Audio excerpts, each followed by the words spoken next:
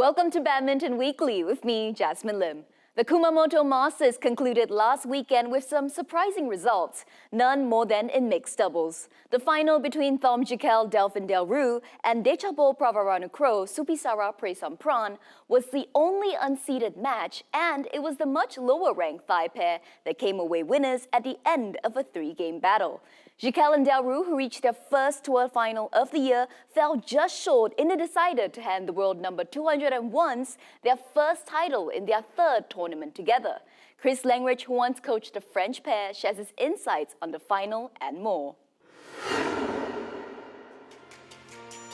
To be honest, I think it was a 50-50 game before the match. It was evident both pairs were playing well. I think it could have gone either way. It was kind of nip and tuck the whole way in the third game. French had the lead obviously at the beginning of the third, and then it was 14-all-ish, and it was just that run, I think, where one or two cheap points from the French, and then kind of moments of brilliance from the Thai pair. And I think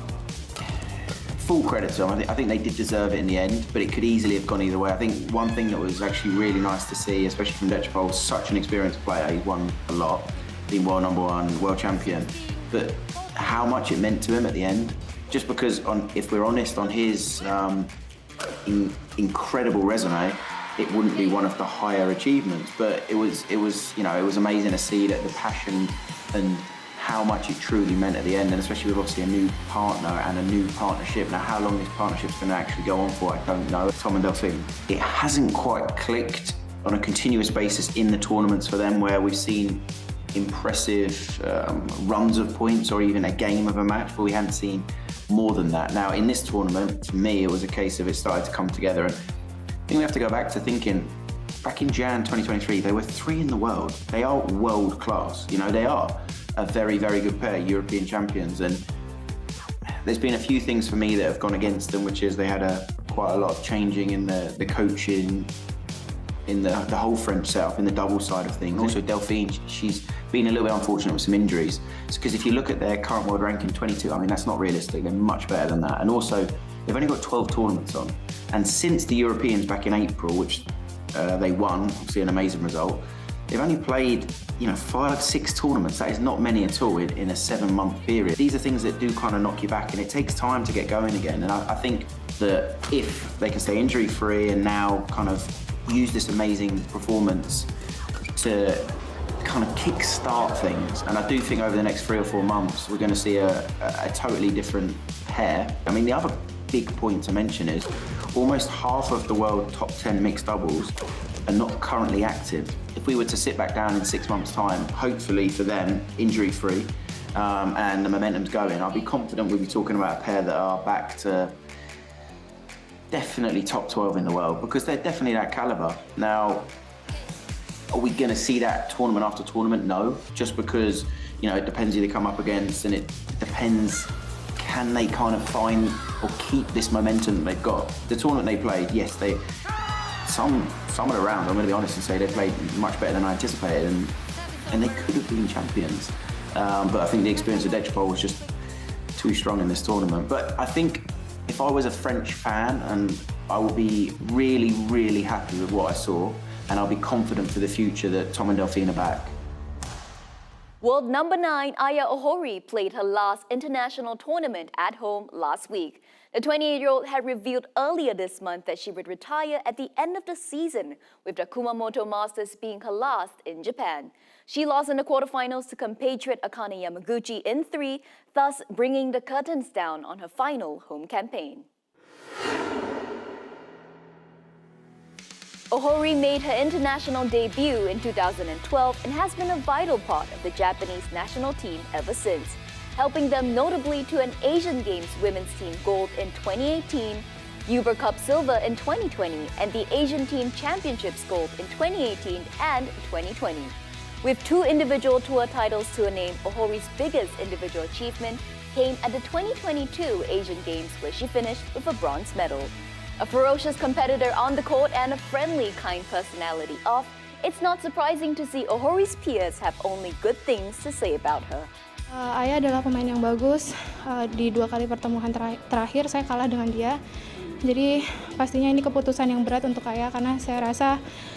di tahun ini, mungkin di 2 tahun terakhir performa dia sangat naik dan saya bisa lihat itu di beberapa hasil turnamennya dia.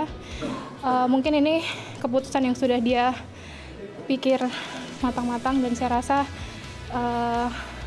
nggak apa-apa juga untuk dia retire karena pasti usaha dia dari kecil untuk bisa sampai di titik ini sangat bagus. Jadi ya saya berharap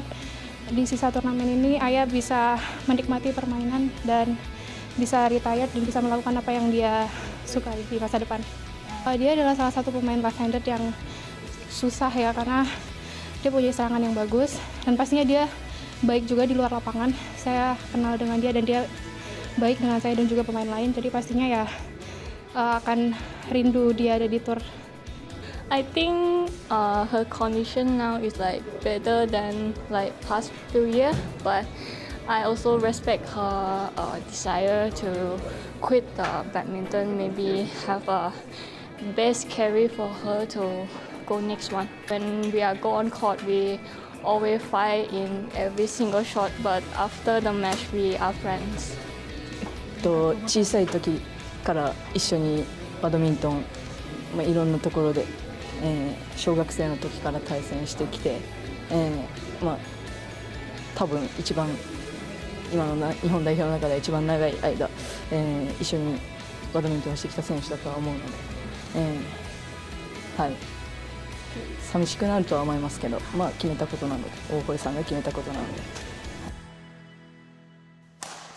The badminton world got a first look at the brand new Yuki Fukushima and Mayu Matsumoto partnership in Kumamoto. With 7 world championship medals between them, it wasn't completely surprising to see the Japanese duo reach the finals in their first tournament together, making them a very exciting prospect for the near future, according to Ashwini Punapa. Super impressive for me.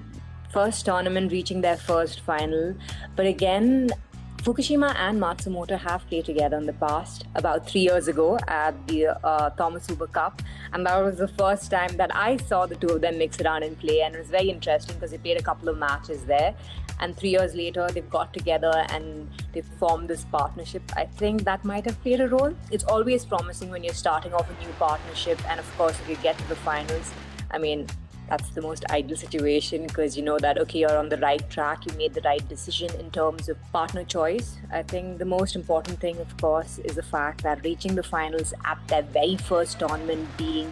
both former world number ones, would definitely help them to be a lot more sure of the partnership. Currently in the women's doubles circuit, Liu and Tan have a very strong spin serve, which makes it very advantageous to them, and especially if you're playing against an opponent who has that serve and you're not used to it, it can be tricky. But having said that, I think Fukushima and Matsumoto should be very happy with their performance. They seem like they enjoyed themselves even though they didn't have the best second game, but I think they're happy to be back on top. New partnership, excitement, and a lot to look forward to because they're a unique partnership. They have a different style of playing than they did with their previous partners. But I think the two of them complement each other with Fukushima being really agile and mobile on court and Matsumoto having this really big smash and using her height at the net. And they combine really well in that sense. I'd say having two former world number ones come together, I don't think we see that partnership at present with any of the other switching around that's been happening in women's doubles. So which is what makes their partnership really formidable because they know what it takes to get to the top. What I've seen with their previous partners is quite different than what I see currently with the two of them together. Fukushima and Hirota for me were one of those initial Japanese pairs who are very strong with their attack as well as converting their defense to attack, which is, I mean, it makes it very tough for their opponents because when needed, they could just change that gear and move forward with a counter-attack. For Matsumoto and Nagahara, I would say they had a very more easy-paced style where the two of them were more side-by-side, but both of them had really hard smashes. Both of them had this style where they were comfortable lifting a lot more, and you'd see the two of them rotating more evenly than you did with Fukushima and Hirota, where at times you'd see Hirota moving in front a lot more, which is like a 60-40. But now together, Fukushima and Matsumoto have a different role, is what I've observed. Like for me, when I watched them play, I was amazed to see how Fukushima was running into the net a lot more. And Matsumoto was at the back. Of course, she's got a very big smash. And I would say Fukushima is holding herself and not being as fast going back as she did with Hirota.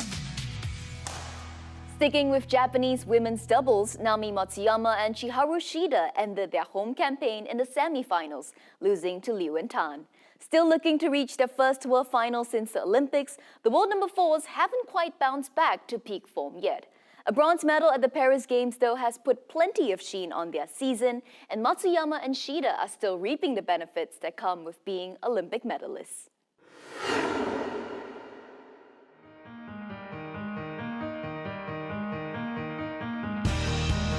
そうですね、緊張もあったんですけど、それよりも本当に楽しかったですし、もう本当に夢のある舞台だなというふうに感じました。はい、3位決定戦は特にすごく今までのどの試合よりも緊張して、その中で試合するってことが自分のこの人生のすごいいい経験になったなと思いましたし、メダルが2人で取れたことはすごく今までの自分たちの努力の成果かなというふうに思いました。そうですね、試合前はやっぱりその準決勝で負けた悔しさだったり、ここで負けてしまったらどうしようっていう不安だったり、結構自分の中で気持ちを前向きに持っていくのが難しかったところではあったんですけど、でもやっぱりその今まで目指してきたそのオリンピックの舞台で最後試合もう勝って負けても最後ということで、もう本当にシダマツらしく自分らしく全部を出し切ろうという気持ちと、あとは本当になんていうんですかね、周りの先輩だったり周りの友達だったりも声をかけてくれて、なんか一歩も引かず、プレーも気持ちも引かずにやっておいでっていう声をいただいたりとか、今まで支えてもらった人だったり、なんか自分の頑張ってきたことだったりを思い出しながらコートに立っておいでっていう言葉をかけてもらって、本当にその通りだなと思って入ったんですけど、本当たくさんの応援に救われて試合中は楽しめたかなとは思います。そうですね、本当に3位決定戦のもう本当試合直前まですごく試合するのが怖くて、本当に切羽詰まった状態での試合だったので、もう終わった瞬間はその糸が切れてほっとした涙でした。